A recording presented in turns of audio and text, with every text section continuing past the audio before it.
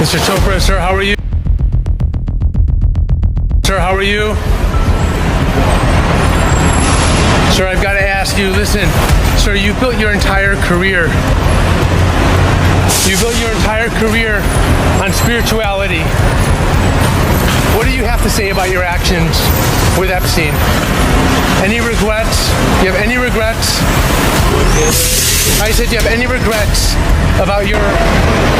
Look, what... You have a right to your opinion. Look, I'm asking you, sir. When did you...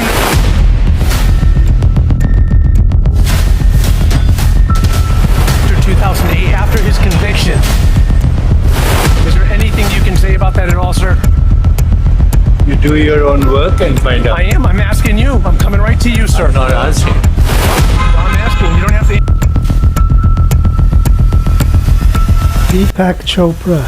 This is interesting. For those of you who didn't hear, Deepak Chopra, the spiritual advisor, teacher, was implicated and talked about in the Epstein files. What he did or didn't do, nobody knows. Nobody will ever know, really, I imagine. I don't want to say that he did or didn't do anything. We don't know. And I certainly don't want to cancel somebody or cast aspersions upon somebody without having the facts. So we don't know what he did or didn't do with Mr. Epstein. What we do know is that he did send an email to Mr. Epstein that said, and I quote, "God is a construct, pretty girls are real." That he did send. That they have a copy of that email that they made public. Does that mean he did anything sexual with the girls that Mr. Epstein has been known to traffic? I have no idea. Nobody knows. At best, it was creepy.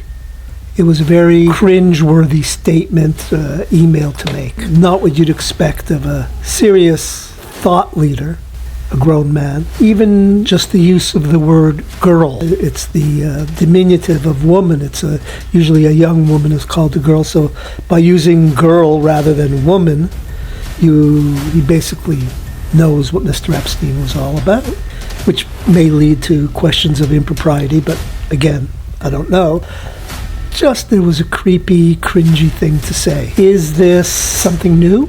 No, we've had spiritual leaders do horrible things to people who believed that they are acting in the name of a higher power, and they got away with all sorts of horrible things through the ages. You know the names as well as I do, even the Roman Catholic Church and the priests that were abusing children, and the Roman Catholic Church covering it up and just moving these priests to other places, other parishes.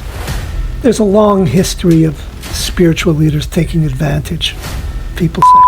So again, we're not saying Mr. Chopra did or did not do that. He did know who Mr. Epstein was, and he did know what Mr. Epstein was convicted of and what Mr. Epstein was famous for in that circle, in that elite celebrity circle. This is what he was doing.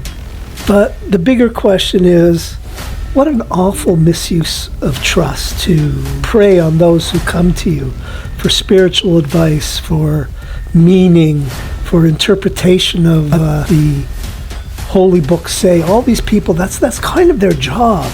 And yet they use their personal status for sexual desire. It's awful. It's a horrible, horrible thing. And the fact that the best we could say about Mr. Chopra, even if he didn't do anything physically, is that he acted creepy. That's pretty bad. There's a book that Wisdom Path Press put out this year called The Lost Forest. It's translated from Slovenian, actually, where it won a prize. And it's about a young man that gets sexually abused by his teacher at a seminary school. The book is about how he went on his life after the abuse, how he learned to love again, trust again, be a person again. That's really what the book's message is. But it is kind of graphic on how he was abused by a priest. So these things, unfortunately, are not surprising when somebody in the news who's a spiritual or thought leader is found out to be a sexual predator. We're not surprised anymore. We're just wondering how many more there are out there. I don't know what Mr. Chopra did, like I said, but I think he abused the trust that people had in him as a moral teacher who teaches morality and virtues.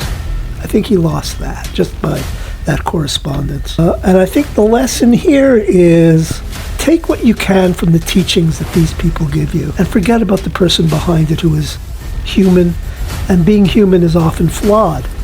Just take what you can that makes something clear and don't attach it, don't try to put more value into that person other than what he's explaining about a teaching. That's about all I have to say about Mr. Chopra.